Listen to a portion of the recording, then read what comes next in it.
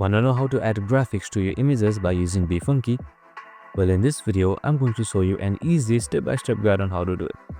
It's super simple, so let's get right into it. Now first off, open up your BeFunky application and make sure you are logged in. Now, you can either select graphic designer or photo editor. For easiness, I'll just go for graphic designer. Now import any image that you like. For me, I have this right here. Now, to import graphics, you can see this shapes icon right here. These are the graphics. Simply click on it. Here, you can import basic shapes by just clicking on it. And you can also edit its properties. You can also search for it. You can search for graphics that you like. And you can just select these.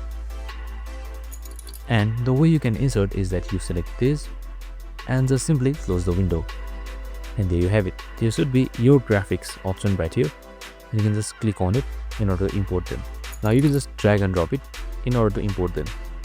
And you can also edit their properties, and that's it. It's as simple as that. I hope this video helped. If it did, make sure to like, subscribe and tune in with us for more related videos. See you on the next one.